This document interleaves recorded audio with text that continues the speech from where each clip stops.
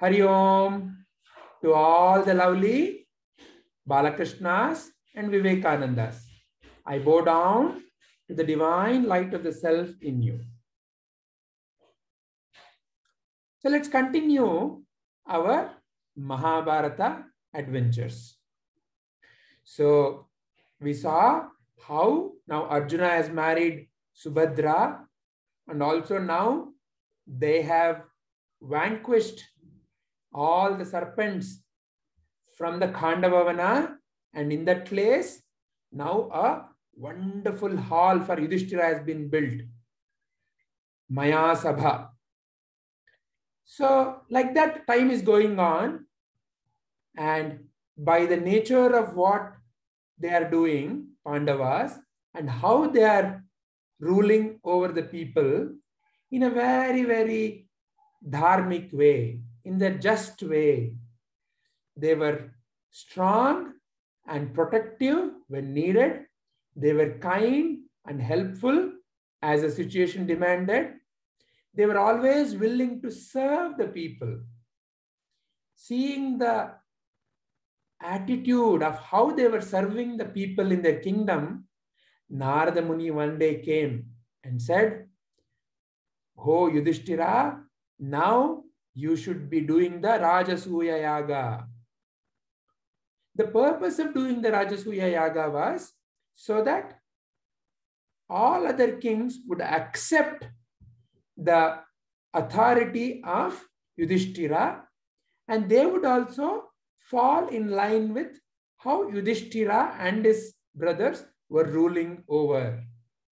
By accepting to be Yudhishthira as the Chakravarti, the others would be following the rule or the way Yudhishthira was ruling. So in a way, becoming like the Chakravarti is the highest, and then they would be coming under the Chakravarti. So Narada Muni said, you should be doing the Rajasuya Yaga. Yudhishthira was a little doubtful. How to go about it? Can I do it? Am I ready? All these doubts came in Yudhishthira's mind. It is like, for example, if a huge task is given to you, let's say you have to climb a big mountain. Sometimes your mind may put a lot of questions to you. Can you do it? Look at that mountain, so huge. Oh, it is so difficult. Let's not do it at all. Let's do something very easy like that. So many doubts and questions may come to your mind. But see, that is where the power of Sri Krishna is. So Sri Krishna said to Yudhishthira, Yudhishthira, why are you worried? I will give you a plan. So what does it mean for you guys?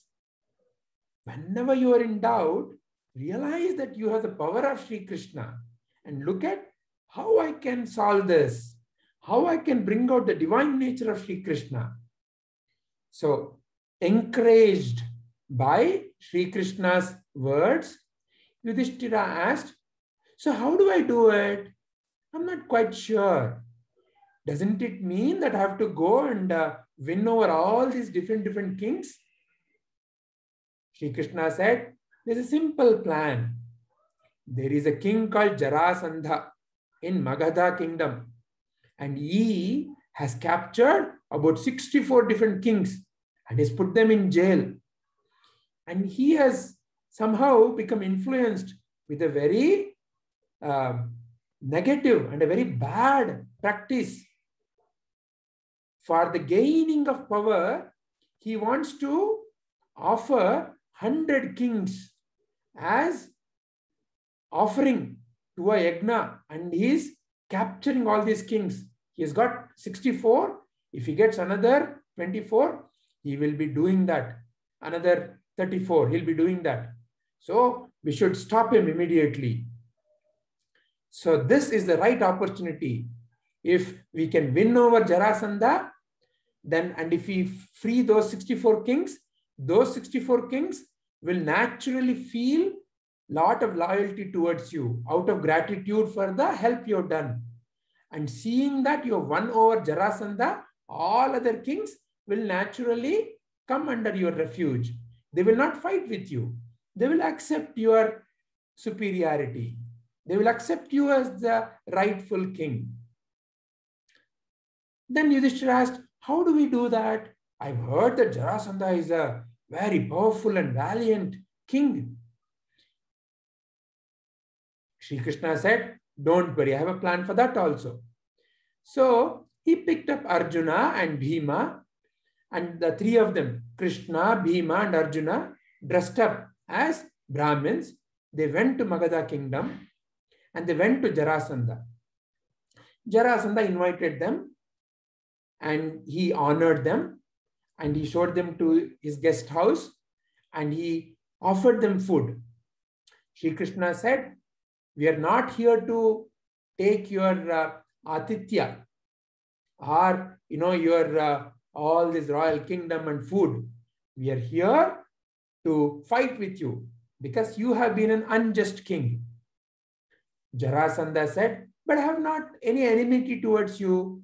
Then Shri Krishna said, I am Shri Krishna and this is Bhima and Arjuna and we are here to fight with you. Jarasandha said, so be it. So the next day, the fighting took place.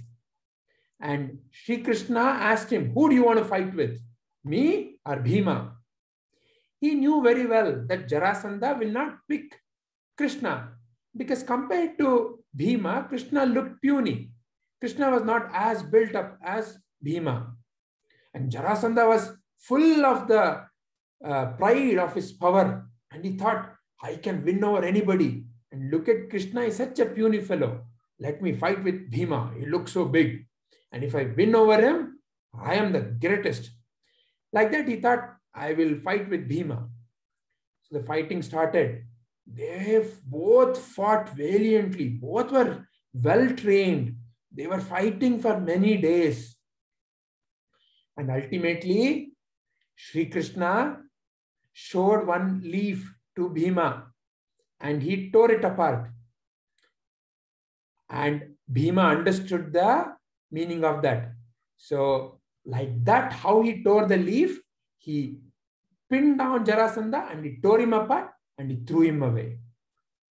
And that was the end of Jarasandha. And after that, they went and they made all the other kings free. And they were all full of gratitude. And they all said, thanks to Bhima and to Krishna and to Arjuna. And Krishna now made the son of Jarasandha as the king of Magadha. See, the intention was not to come and capture their kingdom. The intention was to remove somebody who is unjust. So therefore, his son only was brought as the next king. So upon hearing this, all the other kings also felt very nice about the way these brothers were treating all of them. So now, as part of the Rajasuya Yaga, the leading horse went to all the kingdoms. And most of the kings very, very lovingly and obediently said, okay, we will accept the Yudhishthira as our Chakravarti. So like that, they won over all the kings. And the Rajasuya Yaga started. On the Rajasuya Yaga day, there was a yajna that was going on. And after the yajna had to be performed, the offering from the yajna had to be given to all. But it had to be started from the one who is the most worthiest. So Narada Muni asked, Yudhishthira, offer it to who you think is the worthiest in this gathering. In that Rajasuya Yaga, kings from all over, including Duryodhana, Shakuni, and all others also had come. Yudhishthira for a moment was thinking, who I should offer? There was Magadha's son only, no, the Jarasandha's son. He stood up and he said, I feel Krishna is the most worthiest. He should be offered. Bhishma He was there. He also agreed. Yes, yes, he is the most valiant among all the Kshatriyas. He is the most knowledgeable among all the ones who have learned the Vedas. Sri Krishna is the valiant of the valiant, knowledgeable of the knowledge, the ones who have knowledge. So he should be the right one because he is the one who is guiding all of us in the right direction. So Yudhishthira and many others felt very happy and they were about to honor him. Right then, there was Shishupala. He was very jealous of Sri Krishna. All along, he had been very, very jealous of Sri Krishna. How come Sri Krishna gets all the credit? He is such a worthless. I am such a big king. He is just a one who used to look after the cows, a cowherd. Why are people honoring him so much? So the mind of Shishupala was not yet seeing the greatness of Sri Krishna. Sri Krishna did not want all this prestige. He did not want any of this. But by his divine nature, all were attracted to him. They all would want to honor, not out of he's a big king, but because of his divine nature. So Shishupala's mind was not yet seeing that nature. So Shishupala kept on insulting Sri Krishna there in front of everyone. And long ago, Sri Krishna had made a promise to Shishupala's mother that I will be giving Shishupala 100 chances to rectify himself, to make his mind pure. If he doesn't, then I will have to teach him a lesson. So he would have given that word to Shishupala's mother. So the Shishupala went on abusing, saying all sorts of filthy words. And when the turn came after 100, Sri Krishna brought out his Sudarshana Chakra and he used it and cut the head of Shishupala. And all the others realized what was happening. And none of them had any objection to what Sri Krishna did because they could see that Shishupala was doing the wrong thing. So in a way, it became a lesson for many others. So like that, Rajasuya Yaga completed. All along, what is happening to our Duryodhana? What is happening to our Shakuni? Now they were feeling more and more jealous, looking at how the Pandavas' glory was growing. What is the next move they'd make? We will see it in our next episode. Till then, my dear lovely children, Hari Om.